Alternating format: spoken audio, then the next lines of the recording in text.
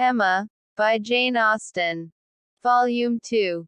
Chapter 16. Everybody in and about Highbury who had ever visited Mr. Elton, was disposed to pay him attention on his marriage.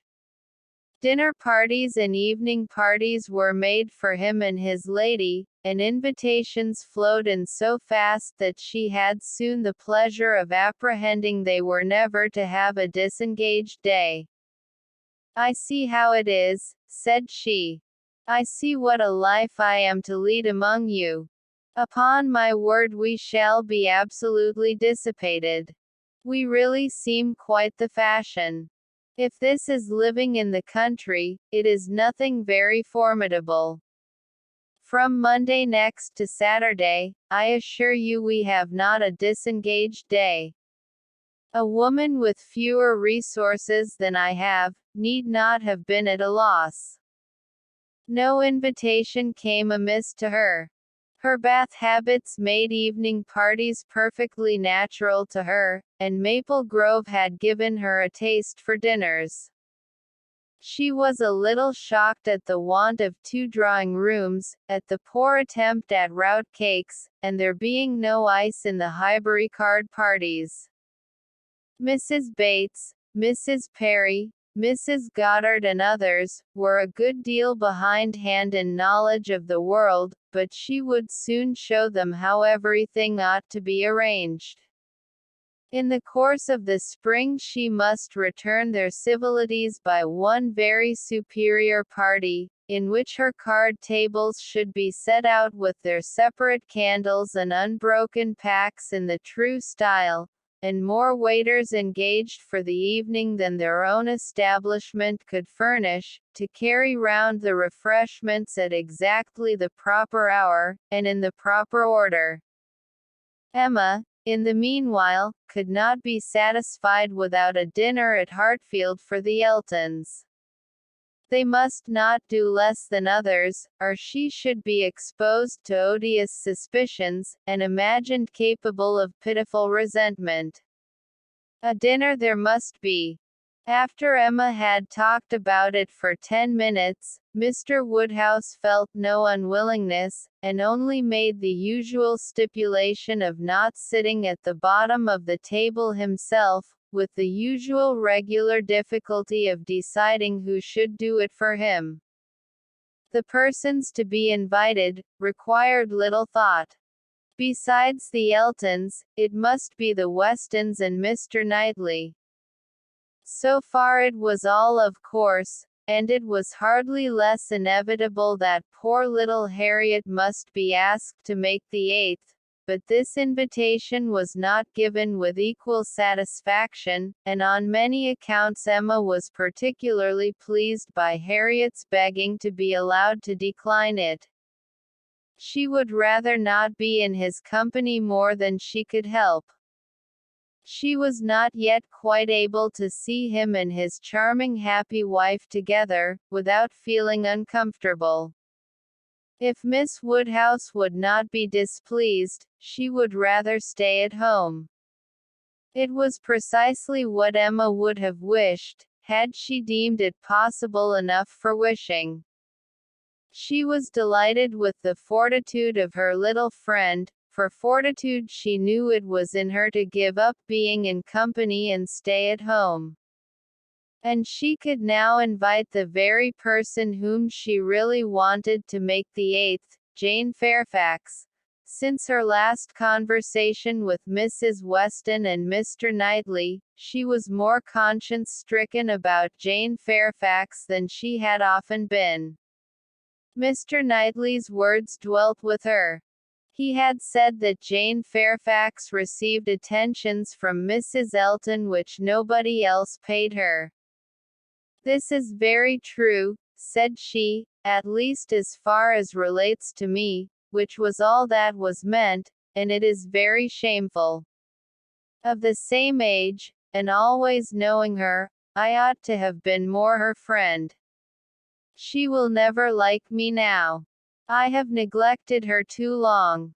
But I will show her greater attention than I have done." Every invitation was successful. They were all disengaged and all happy. The preparatory interest of this dinner, however, was not yet over. A circumstance rather unlucky occurred.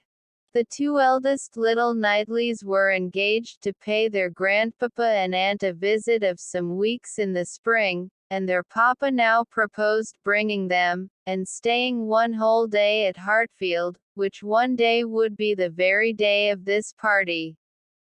His professional engagements did not allow of his being put off, but both father and daughter were disturbed by its happening so.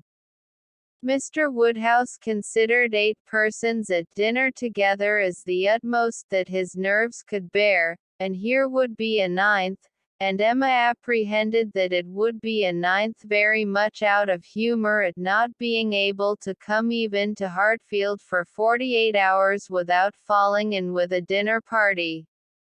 She comforted her father better than she could comfort herself, by representing that though he certainly would make them 9, yet he always said so little, that the increase of noise would be very immaterial.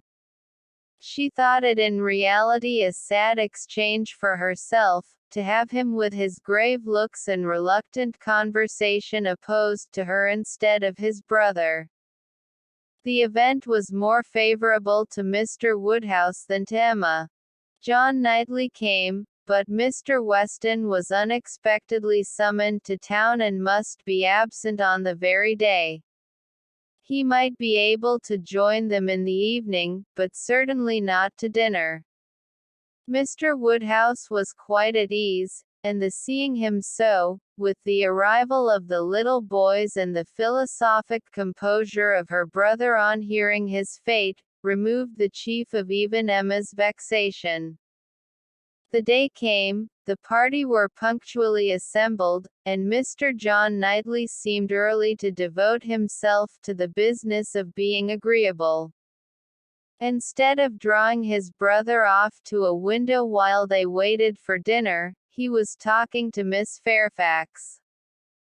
Mrs. Elton, as elegant as lace and pearls could make her, he looked at in silence, wanting only to observe enough for Isabella's information, but Miss Fairfax was an old acquaintance and a quiet girl, and he could talk to her. He had met her before breakfast as he was returning from a walk with his little boys, when it had been just beginning to rain. It was natural to have some civil hopes on the subject, and he said, "I hope you did not venture far, Miss Fairfax, this morning, or I am sure you must have been wet. We scarcely got home in time. I hope you turned directly." "I went only to the post office," said she, "and reached home before the rain was much. It is my daily errand. I always fetch the letters when I am here. It saves trouble, and is a something to get me out. A walk before breakfast does me good. Not a walk in the rain, I should imagine. No, but it did not absolutely rain when I set out." Mr. John Knightley smiled, and replied, "That is to say, you chose to have your walk, for you were not 6 yards from your own door when I had the pleasure of meeting you, and Henry and John had seen more drops than they could count long before. The post office has a great charm at one period of our lives. When you have lived to my age, you will begin to think letters are never worth going through the rain for." There was a little blush, and then this answer, "I must not hope to be ever situated as you are, in the midst of every dearest connection, and therefore I cannot expect that simply growing older should make me indifferent about letters." "Indifferent? Oh, no. I never conceived you could become indifferent. Letters are no matter of indifference, they are generally a very positive curse. You are speaking of letters of business, mine are letters of friendship." I have often thought them the worst of the two, replied he coolly. Business, you know, may bring money, but friendship hardly ever does. Ah, you are not serious now. I know Mr. John Knightley too well. I am very sure he understands the value of friendship as well as anybody.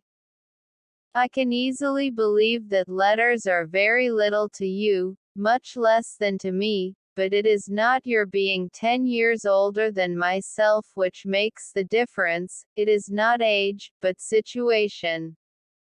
You have everybody dearest to you always at hand. I, probably, never shall again, and therefore till I have outlived all my affections, a post office, I think, must always have power to draw me out, in worse weather than today. When I talked of your being altered by time, by the progress of years, said John Knightley, I meant to imply the change of situation which time usually brings. I consider one as including the other. Time will generally lessen the interest of every attachment not within the daily circle, but that is not the change I had in view for you.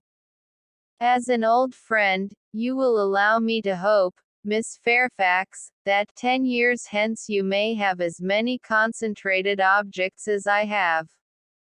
It was kindly said, and very far from giving offense. A pleasant, thank you, seemed meant to laugh it off, but a blush, a quivering lip, a tear in the eye, showed that it was felt beyond a laugh. Her attention was now claimed by Mr. Woodhouse, who being, according to his custom on such occasions, making the circle of his guests, and paying his particular compliments to the ladies, was ending with her, and with all his mildest urbanity, said, I am very sorry to hear, Miss Fairfax, of your being out this morning in the rain. Young ladies should take care of themselves.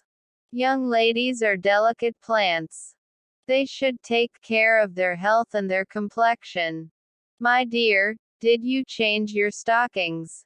Yes, sir, I did indeed, and I am very much obliged by your kind solicitude about me. My dear Miss Fairfax, young ladies are very sure to be cared for. I hope your good grandmamma and aunt are well. They are some of my very old friends. I wish my health allowed me to be a better neighbor. You do us a great deal of honor today, I am sure.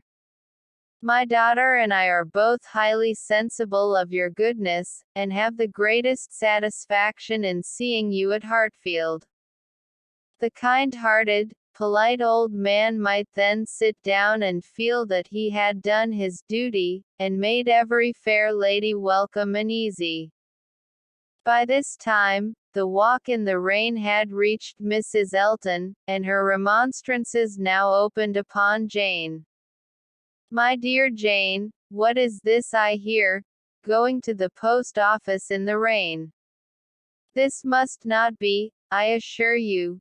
You sad girl, how could you do such a thing? It is a sign I was not there to take care of you. Jane very patiently assured her that she had not caught any cold. Oh, do not tell me. You really are a very sad girl, and do not know how to take care of yourself. To the post office indeed. Mrs. Weston, did you ever hear the like? You and I must positively exert our authority. My advice, said Mrs. Weston kindly and persuasively, I certainly do feel tempted to give. Miss Fairfax, you must not run such risks. Liable as you have been to severe colds, indeed you ought to be particularly careful, especially at this time of year. The spring I always think requires more than common care. Better wait an hour or two, or even half a day for your letters, than run the risk of bringing on your cough again. Now do not you feel that you had Yes, I am sure you are much too reasonable. You look as if you would not do such a thing again. Oh, she shall not do such a thing again, eagerly rejoined Mrs. Elton. We will not allow her to do such a thing again, and nodding significantly, there must be some arrangement made, there must indeed. I shall speak to Mr. E. the man who fetches our letters every morning, one of our men, I forget his name, shall inquire for yours too and bring them to you. That will obviate all difficulties, you know, and from us I really think, my dear Jane, you can have no scruple to accept such an accommodation. You are extremely kind, said Jane, but I cannot give up my early walk. I am advised to be out of doors as much as I can, I must walk somewhere, and the post office is an object, and upon my word, I have scarcely ever had a bad morning before. My dear Jane, say no more about it. The thing is determined, that is, laughing affectedly, as far as I can presume to determine anything without the concurrence of my lord and master. You know, Mrs. Weston, you and I must be cautious how we express ourselves. But I do flatter myself, my dear Jane, that my influence is not entirely worn out. If I meet with no insuperable difficulties, therefore, consider that point is settled. Excuse me, said Jane earnestly, I cannot by any means consent to such an arrangement, so needlessly troublesome to your servant. If the errand were not a pleasure to me, it could be done, as it always is when I am not here, by my grandmammas. Oh, my dear, but so much as Patty has to do. And it is a kindness to employ our men. Jane looked as if she did not mean to be conquered, but instead of answering, she began speaking again to Mr. John Knightley. The post office is a wonderful establishment, said she. The regularity and dispatch of it. If one thinks of all that it has to do, and all that it does so well, it is really astonishing. It is certainly very well regulated. So seldom that any negligence or blunder appears.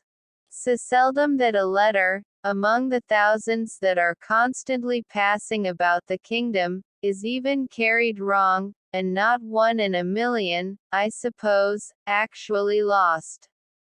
And when one considers the variety of hands, and of bad hands too, that are to be deciphered, it increases the wonder. The clerks grow expert from habit. They must begin with some quickness of sight and hand, and exercise improves them. If you want any farther explanation, continued he, smiling, they are paid for it. That is the key to a great deal of capacity. The public pays and must be served well. The varieties of handwriting were farther talked of, and the usual observations made. I have heard it asserted, said John Knightley, that the same sort of handwriting often prevails in a family, and where the same master teaches, it is natural enough. But for that reason, I should imagine the likeness must be chiefly confined to the females, for boys have very little teaching after an early age, and scramble into any hand they can get. Isabella and Emma, I think, do write very much alike. I have not always known their writing apart. Yes, said his brother hesitatingly, there is a likeness. I know what you mean, but Emma's hand is the strongest. Isabella and Emma both write beautifully, said Mr. Woodhouse, and always did. And so does poor Mrs. Weston, with half a sigh and half a smile at her. I never saw any gentleman's handwriting, Emma began, looking also at Mrs. Weston. But stopped, on perceiving that Mrs. Weston was attending to someone else, and the pause gave her time to reflect. Now, how am I going to introduce him?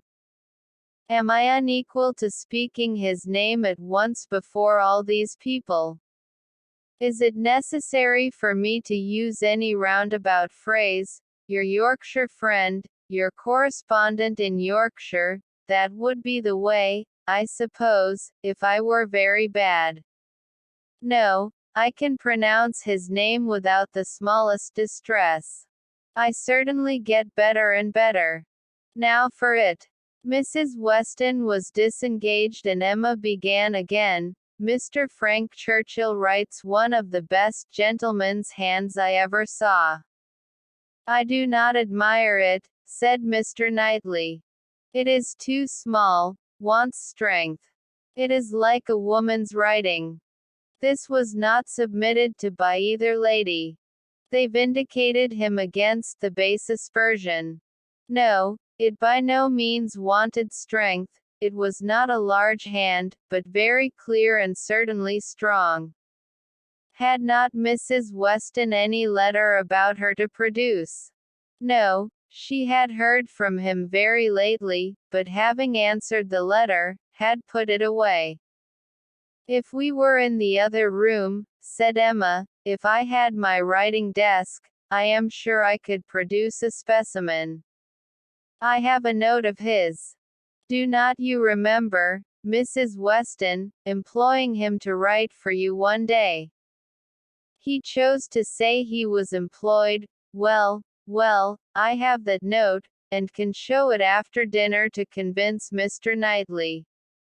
Oh, when a gallant young man, like Mr. Frank Churchill, said Mr. Knightley dryly, writes to a fair lady like Miss Woodhouse, he will, of course, put forth his best. Dinner was on table. Mrs. Elton, before she could be spoken to, was ready, and before Mr. Woodhouse had reached her with his request to be allowed to hand her into the dining parlor, was saying, "Must I go first? I really am ashamed of always leading the way." Jane's solicitude about fetching her own letters had not escaped Emma. She had heard and seen it all, and felt some curiosity to know whether the wet walk of this morning had produced any. She suspected that it had, that it would not have been so resolutely encountered but in full expectation of hearing from some one very dear, and that it had not been in vain. She thought there was an air of greater happiness than usual, a glow both of complexion and spirits. She could have made an inquiry or two, as to the expedition and the expense of the Irish mails. It was at her tongue's end, but she abstained. She was quite determined not to utter a word that should hurt Jane Fairfax's feelings, and they followed the other ladies out of the room, arm in arm, with an appearance of goodwill highly becoming to the beauty and grace of each.